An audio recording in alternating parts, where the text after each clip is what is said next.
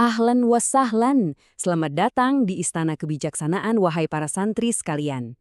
Coba deh, kita tarik napas sebentar, santai dulu, dan yuk kita mulai sesi catatan hikmah kita hari ini.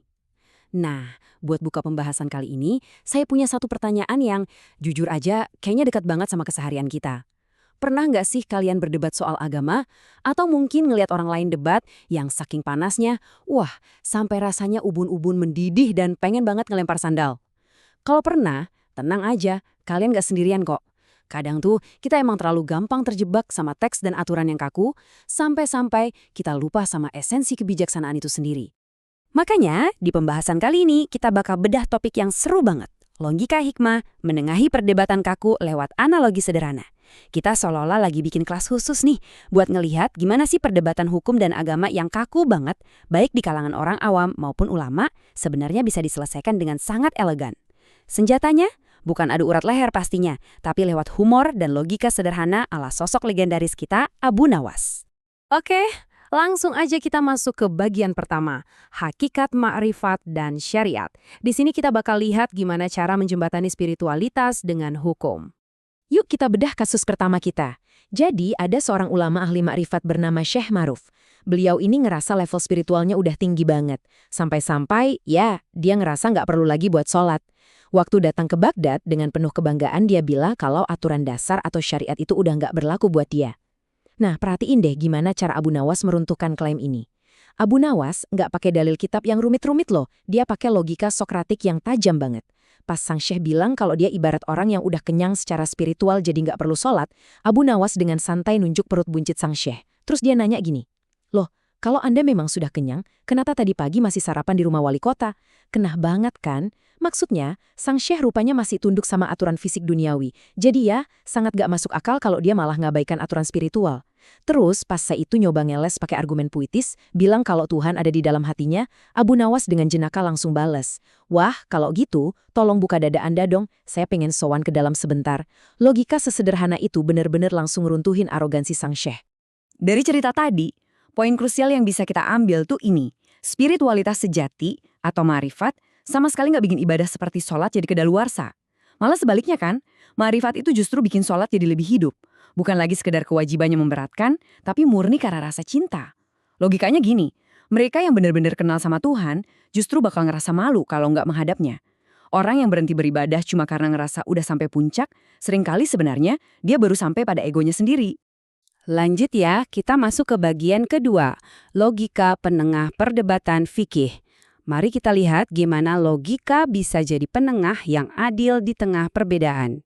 Sekarang, bayangin kita lagi bergeser ke istana Raja Harun al-Rasyid. Di sana tuh lagi ada perdebatan super alot tentang doa kunut antara kaum awam dan ulama ahli fikih yang benar-benar kaku. Ini secara brilian ngasih gambaran tentang ketegangan yang juga sering banget kita temuin di masyarakat kita. Di satu sisi, ada penafsiran kaku yang bilang kunut itu tambahan terlarang atau bid'ah yang harus banget dihindari. Tapi di sisi lain, ada yang pegang teguh kalau itu tuh tradisi sunnah yang sangat dianjurkan. Nah, di momen panas inilah Abu Nawas masuk buat menengahi. Dia sadar betul kalau logika cuma bertumpu pada hafalan teks tanpa ngelibatin hati, wah, logika itu pasti bakal tersesat. Bukannya ikut-ikutan buka lembaran kitab buat adu dalil, Abu Nawas malah nge-bypass semua buku tebal itu dengan satu pertanyaan logika yang simple tapi ngena banget. Dia nanya gini, saat kita membaca doa kunut, apakah Allah mendengarnya menggunakan kitab fikih atau dengan hati? Sang ulama pastinya langsung jawab, ya, dengan hati yang khusyuk. Nah, disitulah lekat kemenangan logika Abu Nawas. Kalau seseorang nggak baca kunut karena nyari selamat dan yang lain membacanya karena cinta, buat apa sih diperselisihin terus-terusan? Aturan agama itu kan aslinya dirancang buat ngejaga perasaan cinta kepada Tuhan biar tetap bernafas, bukan malah mencekiknya pakai kebingungan prosedural. Betul kan? Abu Nawas ngasih contoh yang menurut saya indah banget. Coba bayangin, kalau ada orang terbangun di sepertiga malam, terus dia nangis terseduh-seduh meratapi dosa-dosanya. Masa iya sih dia harus berhenti sejenak cuma buat ngecek di buku fikih? Tangisanku ini statusnya sunnah atau bid'ah ya? Ya pastinya nggak gitu dong. Logika kemanusiaan kita tahu pasti kalau cinta dan kepasrahan itu jauh melampaui format yang kaku. Pada akhirnya, yang dinilai itu adalah posisi niat dan kepasrahan hati kita, bukan sekedar urusan posisi tangan kita lagi bersedekap di dada atau di perut. Oke, mari kita lanjut ke bagian ketiga, menyelami hukum lewat niat.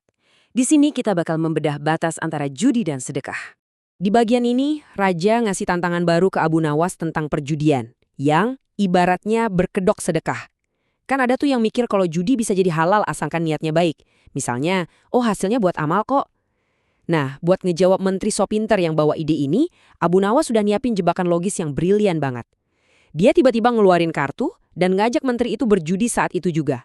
Abu Nawas bilang, kalau saya menang, uang ini jadi milik saya ya, tapi tenang aja, seluruh uangnya bakal saya sedekahin ke fakir miskin. Sang menteri jelas aja langsung panik dan nolak mentah-mentah. Dari momen itu, Abu Nawas ngebuktiin dengan telak betapa kelirunya alur berpikir si menteri. Kalau memang niat utamanya itu buat sedekah, ngapain repot-repot muter lewat jalur dosa dulu? Langsung aja kasih sedekah itu tanpa harus merugikan orang lain. Masuk akal banget kan? Nah, yang bener-bener bikin kagum dari logika ini tuh, gimana cara Abu Nawas meredefinisi ulang arti perjudian itu sendiri. Dia misahin alat dari esensinya. Judi itu bukan masalah kartu atau dadunya, teman-teman. Judi itu tentang niat tamak dan dampaknya yang destruktif. Abu Nawas mengibaratkannya kayak kita makan segenggam garam dengan alasan, cuma buat hiburan nyoba rasa doang.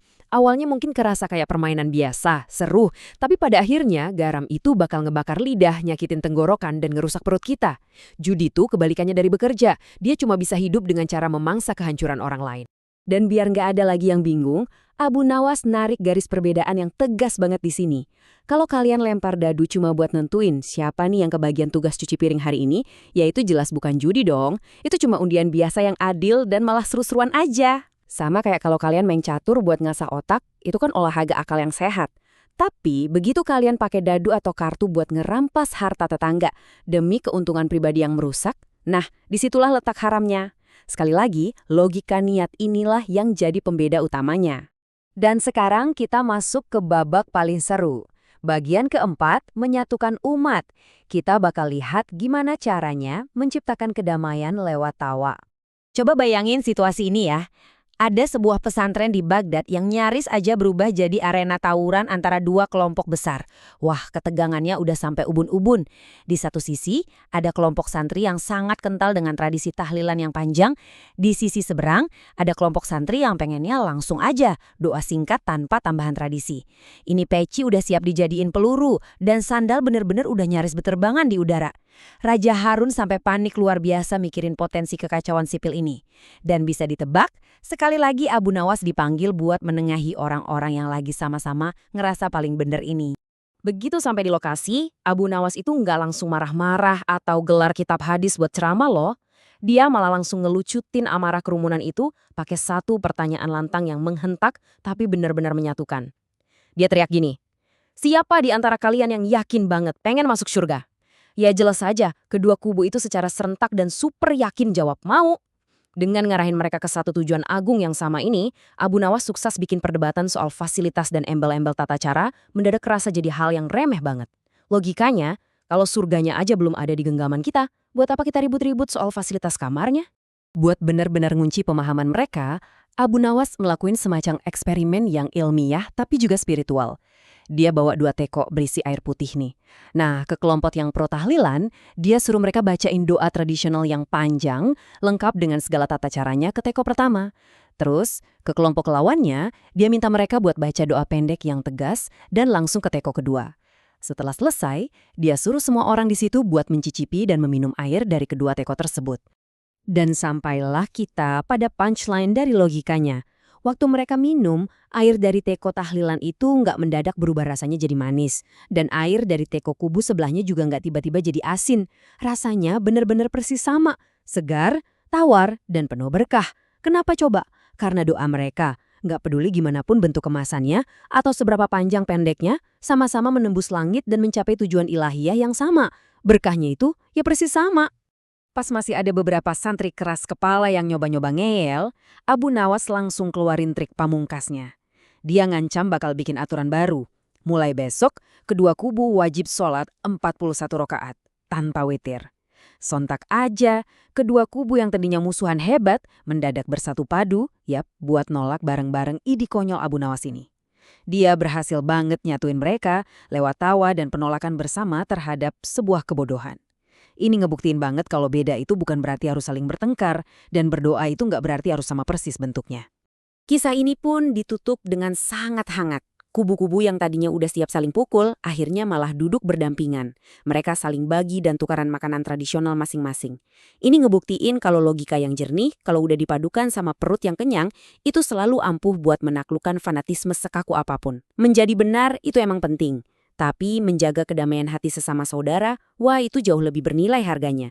Nah, para pembelajar yang budiman, sebelum kita nutup sesi explainer kita kali ini, saya pengen lepas sejenak jubah penasihat ini dan ngasih satu pertanyaan buat kalian renungkan.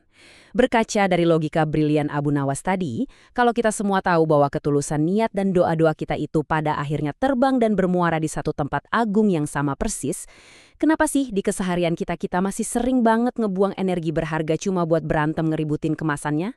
Coba deh kalian renungin itu. Teruslah berpikir kritis, jangan lupa pelihara rasa humor kalian, dan sampai jumpa di pembahasan kita berikutnya.